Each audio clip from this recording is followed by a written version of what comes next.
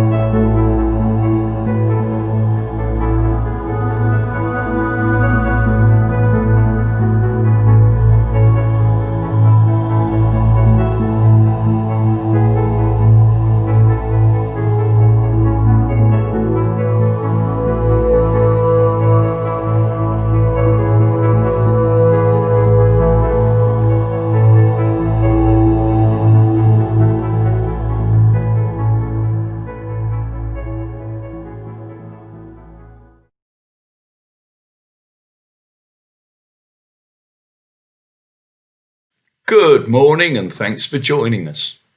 In the last couple of weeks, we've been thinking about hope and then peace, the first two ideas associated with Advent. We saw that both of those things in their Christian context are far superior to their worldly counterparts. Christian hope, for example, isn't a wild desire for a particular outcome. It is the longing for an outcome guaranteed by God Himself, a promise made by Christ and signed in His blood.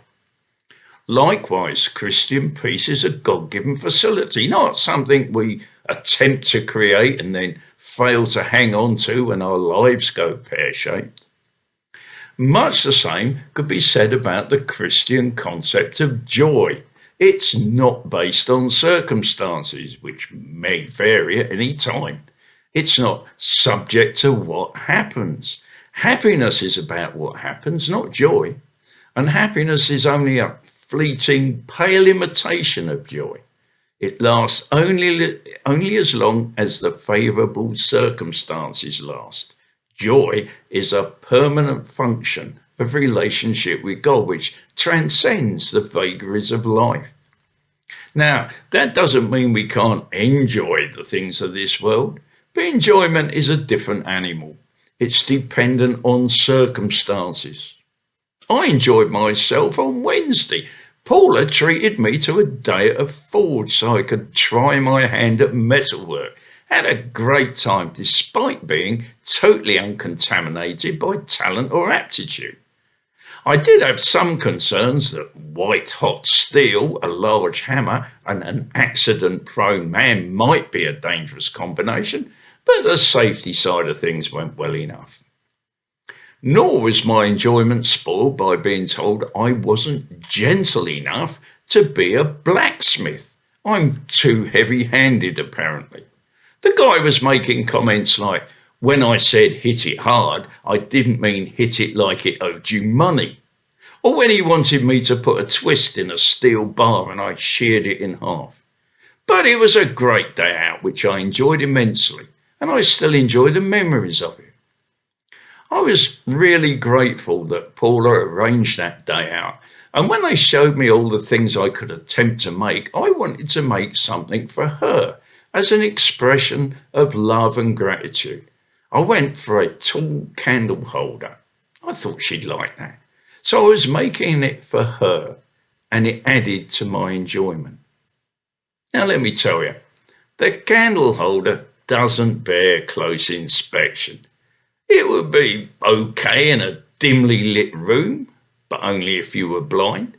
The shaft is wonky and welded back together in the middle where it sheared off. The base, which was supposed to have a neatly chamfered edge, looks like it was run over by a tank. Even the wax collector leans to one side.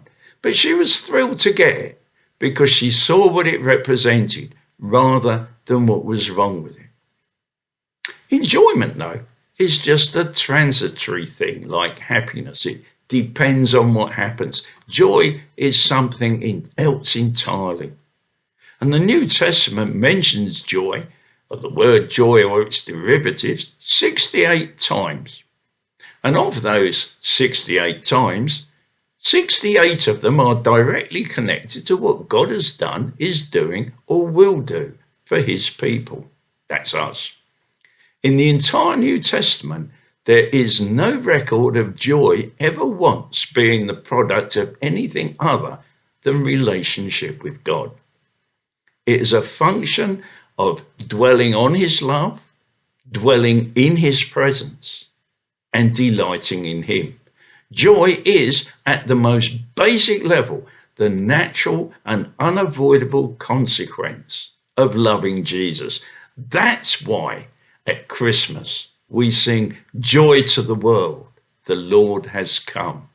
Let earth receive her King." God bless and stay safe.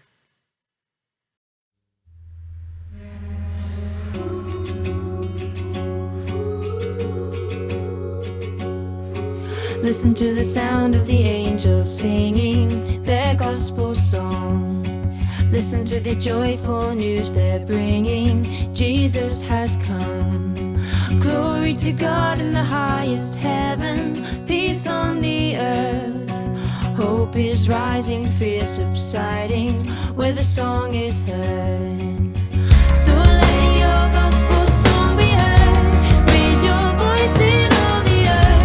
Join the angels sing glory. Let your festive anthem sound. Hope and joy and peace abound as we sing the Christmas story.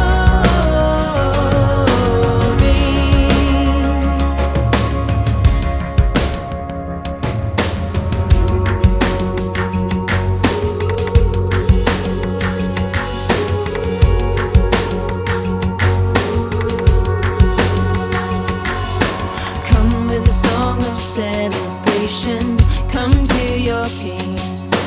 Fall to your knees in adoration and worship him. He is the Lord of earth and heaven, God's only Son. Lift up a shout to all creation. Jesus has come. So let your gospel song be heard. Raise your voice in all the earth.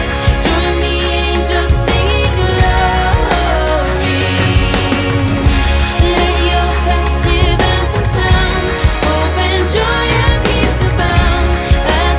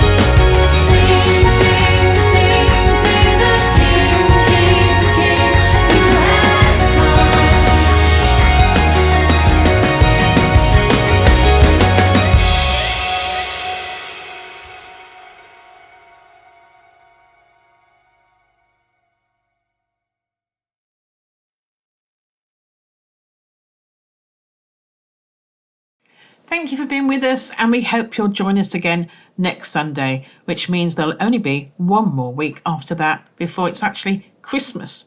So we look forward to being with you then. Goodbye.